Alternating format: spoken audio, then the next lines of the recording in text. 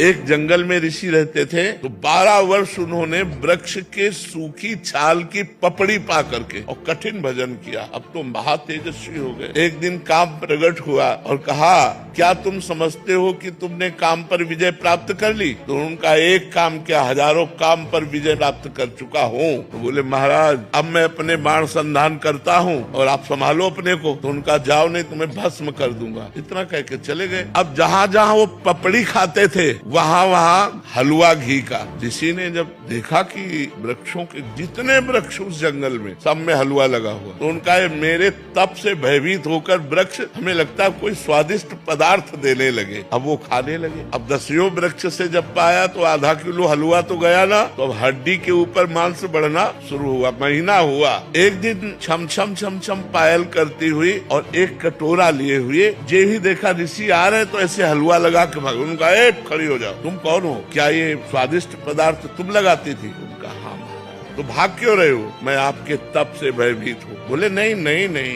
महीनों से इतना स्वादिष्ट पदार्थ पवारे, क्योंकि पहले अन्न जाएगा तो बुद्धि बदलेगी ना। तुम इतना स्वादिष्ट पदार्थ पवारे, तुम भयभीत क्यों हो रही हो? तुम बोले, महाराज वृक्ष में चुपचाप इसलिए लगा जाती थी कि आपकी सेवा बन जाए, मैं आपकी सेवा करना चाहती हूँ। बोले, लाओ कटोरा, वृक्ष में लगाने की जरूरत नहीं है। अब रोज कटोरा लेके तुम ले आ जाना, मैं इस कुटिया में रहता हूँ, कटोरा लेके आ जाना। काम ने चैलेंज किया था, मैं अपना बाण संधान कर रहा हूँ, तुम सावधान। फिर एक दिन पूछा, तुम इस जंगल में क्यों रहती हो? तो उनका, मेरी माँ तपस्विनी है तो मैं अपनी माँ के साथ रहती हूँ। तो आखिरकार तुम्हें ब्याह तो करना ही पड़ेगा। कहा, ये तो माँ का विषय है, मेरा विषय तो है नहीं, ये तो माँ जाने। तो बोले, माँ से बात करके आप कल आना। बोले, अवश्य। दूसरे दिन पधारी। महाराज मैं निराश हूँ, ब्याह नहीं हो सकता। बोले, क्यों? निराशा क्यों? बोले, माँ ने एक शर्त रखी है कि अपना मुंह काला करके मुझे पीठ में बैठाल कर और अपनी कुटिया से और मेरी माँ की कुटिया तक आपको घुटनों के बल चलना पड़ेगा और मैं आपके पीठ में, और ऐसा मैं आपसे करवाना नहीं चाहती। उनका, अगर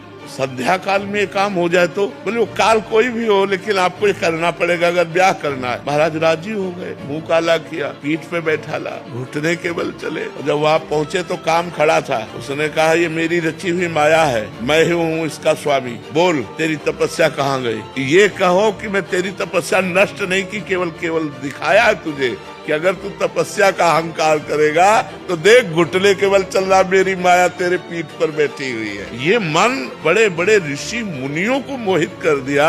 हम तुम तो बहुत छोटे लोग हैं, बहुत छोटी सामर्थ्य है, इसलिए भगवान का आश्रय ले लो। भगवान जिसकी रक्षा करते वही अपनी धर्म से, पवित्रता से चल सकता है। इसलिए नाम जप करो और भगवान के आश्रित रहो।